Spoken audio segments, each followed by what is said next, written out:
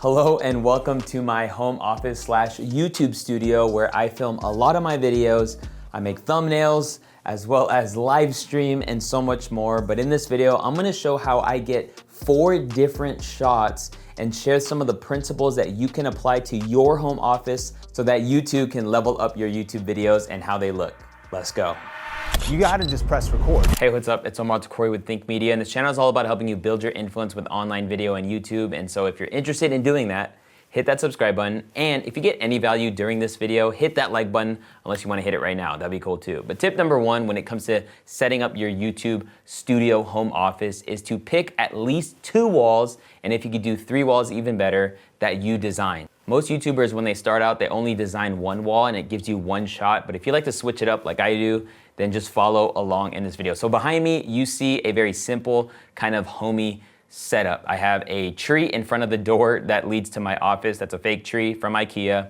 That is a chest thing called the Fajablo from IKEA that you see behind me, a floating shelf from IKEA, and a lamp from IKEA that's in the corner. No, this video is not sponsored by IKEA, but you can go to places like Home Goods, maybe go on OfferUp or Facebook Marketplace to get things to make your wall look good. But this wall all by itself is super clean. Now, I'll take that plant typically and I'll grab it because it's lightweight and fake, and I'll put it over here to have it in this shot because I just like plants in my shots. And this would be the second wall that I have intentionally designed. But as you can see, I got my plant, I have a Stendig calendar, and by the way, links down to everything as well as recommendations in the description below, so check that out. Then I have another chair from IKEA and a little coffee table that I plan on using to podcast, but that's not what this video is for. But this is my second wall, giving me a second look. Now, having these 2 walls intentionally designed to be used as a background to my videos allows me to get these 2 shots as well as a 3rd shot like this one right here. And this is me just sitting in the corner of the 2 walls, giving me a 3rd angle from just 2 walls. But I didn't even show you the 2 other walls, with one being the one you'll never see. Maybe later in the video, I'll show you that wall that nobody will ever see. But flipping this around gives me the shot with my computer in the background, which is this shot. And this is the shot I use when I want my computer as my background, which is something you can always do. A lot of people think they need the computer to be in front of them to make their videos, but you can actually use it as your background as well. But this gives me the 4th look, and I like using this when I'm doing editing tutorials or talking about live streaming and things like that. But having 3 walls dedicated as my background when filming videos almost gives me the ability to get a 360-degree studio where everything looks good in the shot as long as my camera is pointed in a certain direction with a little bit of movement and flexibility. And so make sure you pick at least 2 walls, and if you can 3, to deck out for your background. Had some lunch with the fam, hence the outfit change, but it's okay. Tip number 2 is to keep your YouTube setup simple.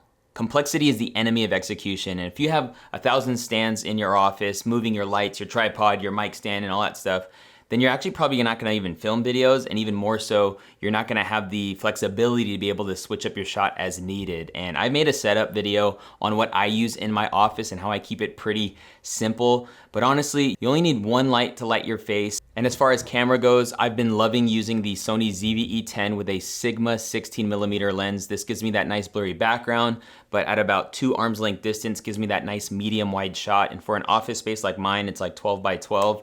It's gonna give me that nice shot that I'm going for YouTube talking head videos specifically. This is also kind of the setup that I use for my live stream setup over in my desk area, which I'll show you in a moment. But having a wireless lavalier solution clipped onto your shirt will also eliminate the need for a mic stand. Like right now, I'm using kind of like a boom arm to boom my audio, but it's clamped onto my desk.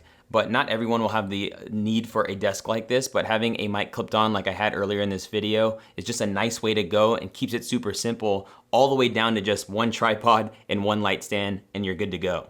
The 3rd tip allows me to make videos like this when I'm doing an editing tutorial or I just need to move my desk from its current position.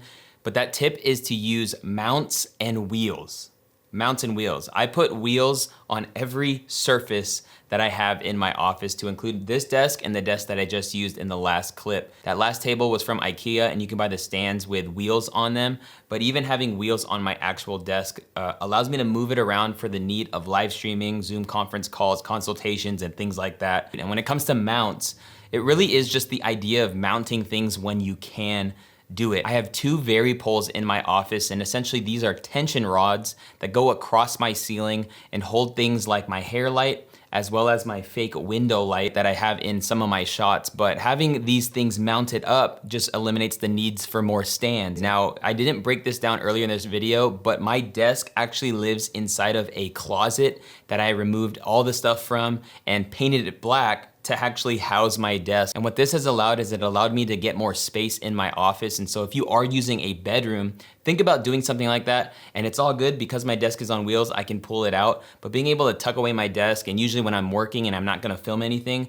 that's where I have it. And also, I use my desk to live stream, which brings me to the sponsor of this video, and that is StreamYard. StreamYard is how we go live here on Think Media, as well as our Think Media podcast and our private Facebook groups. StreamYard is the easiest way to get professional looking live streams with the ability to bring on guests so you can conduct interviews or even introduce smooth transitions when you're sharing things like your slides or maybe a video.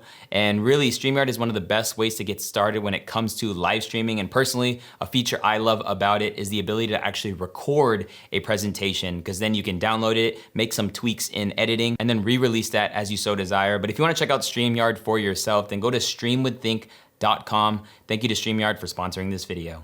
And speaking of mounts, I just wanted to show you my desk setup real quick. This thing is all about mounts. It's like, bro, it's Mount Everest up in here. Everything I have, whether it's the mic or the monitors, it is mounted. Bro, my Mac Mini is mounted. Dog, mounting up on wings like eagles, you know what I'm saying? But the next tip that I have for you is audio treatment. Audio is 50% of the video viewing experience, and you want to have some audio treatment in your office, whether that be carpet, like your boy went to IKEA, bought some nice little mid-century green carpet, which is one way to do that. But I actually have sound blankets, again, links down to everything in the description below. But I have a sound blanket hung over that window. This is, by the way, this is the ugly wall. This is the wall you'll never see. Congratulations, you saw it. So I have this sound blanket. I also have a sound panel hanging on there. And then I also have a sound panel hanging where I typically sit for live streams and things like that. But having these things in my office has eliminated a lot of the echo and reverb that my room would create, as it is a tiled room. Like I have like concrete looking tile. And so take some time to make the investment into treating your room for audio so that you can have that drippy, crispy audio. You know what I'm saying? This is kind of a bonus tip, but if you can help it, try and get a piece of paper or a photo backdrop going somewhere in your office, even if it's used to cover a window, for the use of thumbnails. Like, I don't really shoot videos against this, but I be smacking thumbnails like, hey, what's up? Hey, what's that? You know, doing things like that, as well as even like the tech that I, take photos of. I take in front of this, and honestly, I'm able to do wonders when it comes to thumbnails. And that's just a bonus tip. But for the last tip, I'm gonna scoot over to the side right here. And if you wanna check out the breakdown of my office when it comes to the gear, then you could click or tap the screen, or check out my desk setup if you wanna see how I set that up. Can't wait to see you in a future video. Peace.